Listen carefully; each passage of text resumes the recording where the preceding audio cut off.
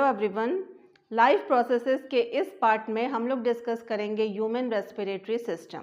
So let's get started. Human respiratory system को discuss करने के लिए सबसे पहले ज़रूरी है लंग्स के स्ट्रक्चर को समझना कि कौन कौन से पार्ट्स, कौन कौन से ऑर्गन्स पार्टिसिपेट करते हैं रेस्पिरेटरी सिस्टम में। तो चलिए सबसे पहले समझते हैं लंग्स के स्ट्रक्चर को। रेस्पिरेटरी सिस्टम स्टार्ट होता है नोज से, नोज एक्सटेंड करते हुए आती है कहाँ, नेज़ल पैसेज। नेज़ल पैसेज या नेज़ल कैविटी एक ही चीज़ है। यहाँ से होते हुए विंड पाइप है, इस विंड पाइप को ट्रैकिया कहते हैं और ये ट्रैकिया बना होता है रिंग ऑफ कार्टिलेज का। सिर्फ मस्कुलर होने की वजह से ये कोलैप्स कर सकते हैं, इसलिए इसके अंदर रिंग ऑफ कार्टिलेज प्रेजेंट होता है जो कि इसे एक definite shape and size provide करता है। ठीक है, ये ट्रैकिया फर्दर लंग्स के अंदर एंटर करती है और डिवाइड कर जाती है ब्रोंकाई में।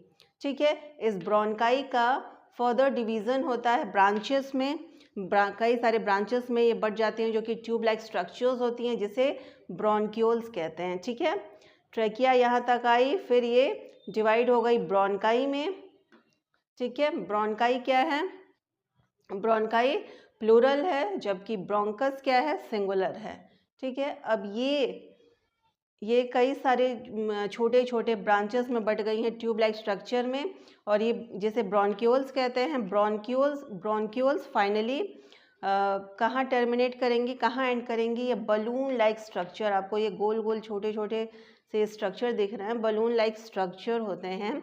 यहीं पर ब्रोंक्यूल्स फाइनली टर्मिनेट करेगा, एंड करेगा और इस बलून लाइक स्ट्रक्चर को एल्वेलाई कहते हैं। ठीक है, एल्वियोलाई प्लूरल है जबकि एल्वियोलस सिंगुलर है। ठीक है, तो ये alveoli is the site for the exchange of respiratory gases that are carbon dioxide and oxygen. ठीक है, तो यहाँ तक का स्ट्रक्चर देखा हमने।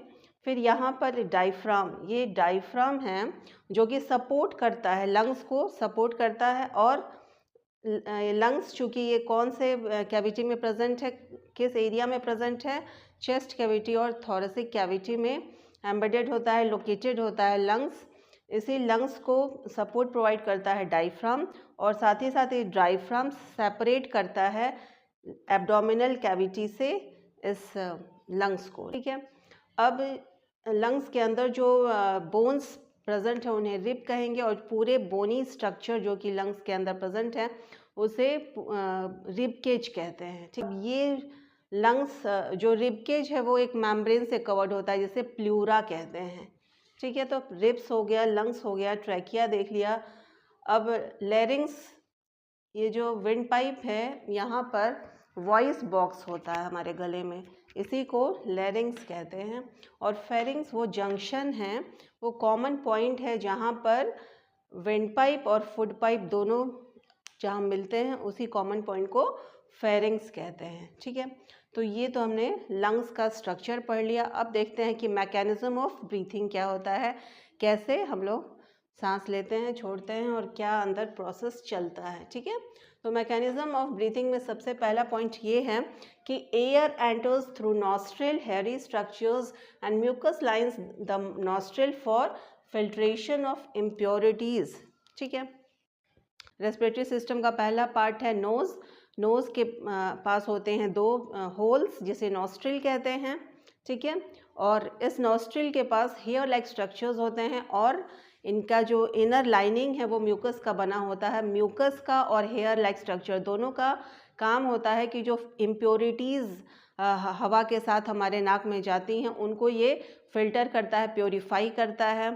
ठीक है, अब ये इम्प्योरिटीज़ कुछ भी हो सकता है, कोई भी फॉरेन मटेरियल्स या डस्ट और फॉरेन मटेरियल हो सकता है। ठीक है, डस्ट और फॉरेन पार्टिकल्स के रूप में ये हो सकता है। जैसे ही हमारे ये नॉस्ट्रल में घुसेगा, हेयर लाइक स्ट्रक्चर और म्यूकस इसे फिल्टर करने की कोशिश करते हैं।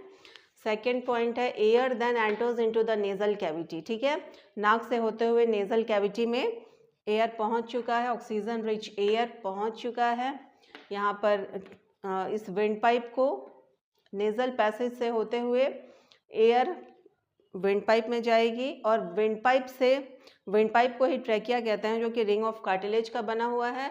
थर्ड पॉइंट क्या है, and finally enters into the lungs. ठीक है, हवा नाक से, नॉस्ट्रिल से होते हुए नेसल पैसेज से होते हुए विंड पाइप और ट्रैकिया से होते हुए फाइनली लंग्स के अंदर एंटर करेगी। तो अब आगे समझते हैं क्या है मैकेनिज्म। यहाँ तक की बात हमने की कि and finally enters, air finally enters into the lungs, passage divides into bronchi. याद रखना है कि फाइनली एयर विंड पाइप से होता हुआ, ट्रैकिया से होता हुआ लंग्स में घुसेगा और लंग्स से वो फिर ब्रोंकाई में डिवाइड कर जाएगा और यही ब्रोंकाई फिर फर्दर ब्रोंक्यूल्स में डिवाइड कर जाएंगी। ठीक है, इनके ब्रांचेस को ब्रोंक्यूल्स कहते हैं और ब्रोंक्यूल से होते हुए ये टर्मिनेट कहाँ करेगा, ख़त्म कहाँ होगा, एक बलून लाइक स्ट्रक्चर में जिसको कि एल्वियोलाई कहते हैं। यहीं पर एक्सचेंज ऑफ गैसेस हो जाएगा। ठीक है, ब्रीथिंग साइकिल को देखते हैं। When we breathe in we lift our ribs and flatten our diaphragm. जैसे ही हम इनहेल करते हैं ऑक्सीजन रिच एयर को, हमारा जो रिब्स है वो लिफ्ट कर जाता है, ऊपर की ओर उठ जाता है और डायफ्राम जो है वो फ्लैटन हो जाता है। ठीक है, द चेस्ट कैविटी, जो चेस्ट कैविटी है हमारा वो बिकम्स लार्जर, बढ़ जाता है। Air is sucked into the lungs, lungs में एयर भर जाता है एंड फिल्स द एक्सपेंडेड एल्वोलाई, और एल्वोलाई जो है वो एक्सपेंड कर जाता है एयर के भरने से, ऑक्सीजन रिच एयर के भरने से एल्वोलाई एक्सपेंड कर जाता है। एल्वोलाई के बारे में दो बातें बताऊंगी। It is the site for the exchange of respiratory gases and the second point about alveoli is that the wall of alveoli is richly supplied with the blood vessels. It is the extensive network of blood vessels. ये बातें याद रखनी है alveoli के बारे में। ठीक है, तो oxygen in the alveolar air is taken up by the blood vessels to be transported to all the cells in the body. ठीक है, ऑक्सीजन रिच एयर जब हमारे लंग्स के अंदर पहुंच चुका है, एल्वियोलर सैक्स तक जब वो पहुंचेगा तो क्या होगा कि ऑक्सीजन रिच ब्लड फिर ब्लड वेसल से होते हुए वो ट्रांसपोर्ट का काम करेंगे, पूरे सेल्स तक ऑक्सीजन रिच ब्लड को पहुंचाएंगे। ठीक है, oxygen rich blood is taken up by the blood vessels इसे ले लेगा और टू बी ट्रांसपोर्ट करेगा ऑल सेल्स इन द, हमारे बॉडी में जितने सेल्स प्रेजेंट हैं तब तक पहुंचाएगा। कार्बन डाइऑक्साइड रिलीज करेंगे तो उसे क्या कहेंगे, एक्सेलेशन कहेंगे। ऐसे में क्या होगा, रिब्स मूव्स डाउन, रिब्स जो कि ऊपर की ओर उठ गया था हवा भरने से वो अब वापस मूव्स डाउन हो जाएगा, इनवर्ड नीचे की ओर आ जाएगा, और diaphragm moves up to the former position. Diaphragm जो कि पहले से ही ऊपर था और हवा भरने से वो फ्लैटन हो गया था, अब वो अपने नॉर्मल पोजीशन में आ जाएगा, फॉर्मर पोजीशन में आ जाएगा। ठीक है, डायफ्राम मूव्स अप, डायफ्राम जो कि फ्लैटन हो गया था वो उठ जाएगा और फॉर्मर पोजीशन में आ जाएगा। This reduces the size of the chest cavity, अब नॉर्मल पोजीशन में आ जाएगी क्योंकि अब हवा तो है ही नहीं, कार्बन डाइऑक्साइड के रूप में हवा बाहर निकल चुका है। The blood brings CO2 from the rest of the body for release into the alveoli. ठीक है, तो एल्वोलाई से ऑक्सीजनेटेड ब्लड दूसरे हर एक सेल्स, बॉडी के हर एक सेल्स तक पहुंच चुका है और उन्हीं सेल्स से जो मेटाबॉलिक एक्टिविटीज़ के दौरान जो कार्बन डाइऑक्साइड रिच ब्लड यानी डीऑक्सीजनेटेड ब्लड वापस से सारे सेल्स के पास से ब्लड ला करके कहाँ पहुंचाएगा, इसी एल्वियोलर सैक में डीऑक्सीजनेटेड ब्लड वापस से आ जाएगा और फिर उसे हम एक्सहेल कर लेंगे।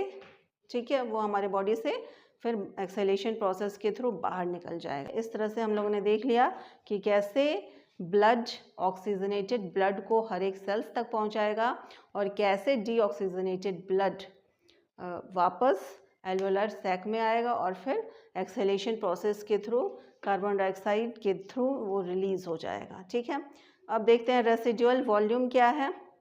When air is taken in and let out the lungs always contain a residual volume. ठीक है, लंग्स के पास ऐसा नहीं है कि हम इनहेलेशन और एक्सेलेशन कर रहे हैं तो लंग्स के पास कभी ऐसा भी टाइम आता है कि वो कम्प्लीटली खाली है, उसमें किसी प्रकार का हवा नहीं है, ऐसा टाइम कभी नहीं आता है।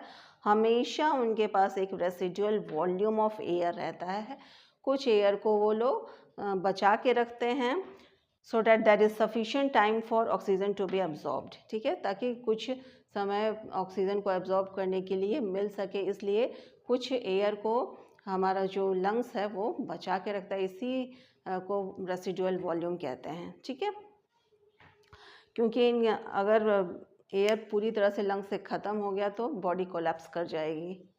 ठीक है, रेस्पिरेटरी पिगमेंट देखते हैं क्या होता है।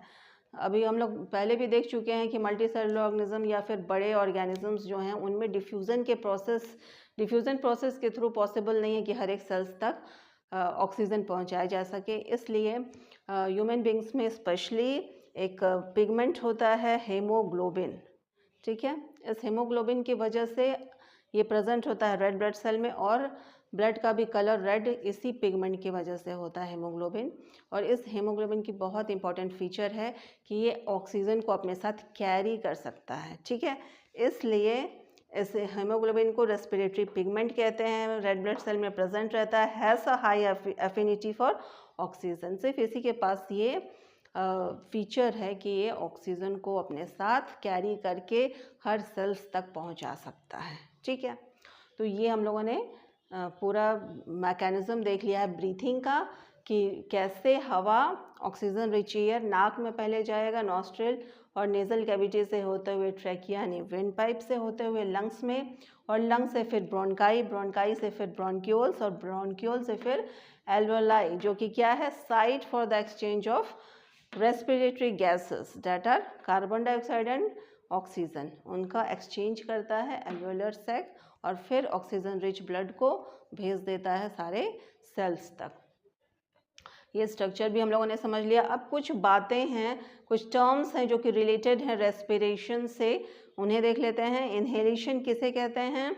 Taking in oxygen rich air into the body, body के अंदर ऑक्सीजन रिच एयर को इनहेल करने को इनहेलेशन कहते हैं। एक्सहेलेशन कहते हैं गिविंग आउट, बाहर कार्बन डाइऑक्साइड रिच एयर को बाहर बॉडी से निकालने को एक्सहेलेशन कहते हैं। ब्रीदिंग रेट क्या होता है? ब्रीदिंग रेट होता है the number of times a person breathe in a minute. एक मिनट में एक पर्सन ने कितने बार ब्रीथ किया है, इसे क्या कहते हैं? ब्रीथिंग रेट कहते हैं। ठीक है, a breath is equal to 1 inhalation plus 1 exhalation.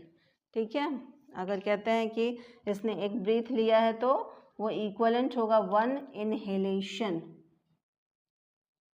ठीक है, 1 इनहेलेशन और 1 एक्सहेलेशन के बराबर होगा। लोकेशन ऑफ लंग्स कहाँ होगा? चेस्ट कैविटी और थोरासिक कैविटी भी इसे कहते हैं। ब्रीथिंग इन्वॉल्व्स, जब भी हम कहेंगे ब्रीथिंग हो रहा है तो दो उसमें चेंजेस होंगी पूरे स्ट्रक्चर में, लंग्स के पूरे स्ट्रक्चर में। मूवमेंट इन रिब केजेस में चेंजेस होगा और मूवमेंट इन डायफ्राम में। ठीक है, ये देखिए मूवमेंट ऑफ डायफ्राम और मूवमेंट ऑफ रिब केज में चेंजेस होगा जब भी ब्रीथिंग होगा। प्लूरा क्या है? वो मेम्ब्रेन है जिससे रिब केज कवर्ड रहता है। ठीक है, लंग्स में ये इनहेल्ड एयर का परसेंटेज कितना है? 21% ऑफ ऑक्सीजन, और उसमें रहता है 0.04% कार्बन डाइऑक्साइड, जबकि एक्सहेल्ड एयर में ऑक्सीजन कितना रहता है? 6.4%, और जबकि उसमें एक्सहेल्ड एयर में कार्बन डाइऑक्साइड कितना रहता है? 4.4%। ठीक है, एवरेज एडल्ट, अगर एवरेज एडल्ट की बात कर लें कि वो कितना ब्रीथ करता है एक मिनट में, तो 15 to 18 टाइम्स वो एक मिनट में ब्रीथ करता है। इस तरह से ह्यूमन रेस्पिरेटरी सिस्टम एक कंटिन्यूस प्रोसेस है। ब्रीदिंग का जो प्रोसेस है, इनहेलेशन और एक्सहेलेशन, ये थ्रू आउट द लाइफ चलता रहता है। बॉडी के कोलैप्स करने के बाद ही ये बंद होता है। तो it is a very important system of our body. So this is all about today. Thank you.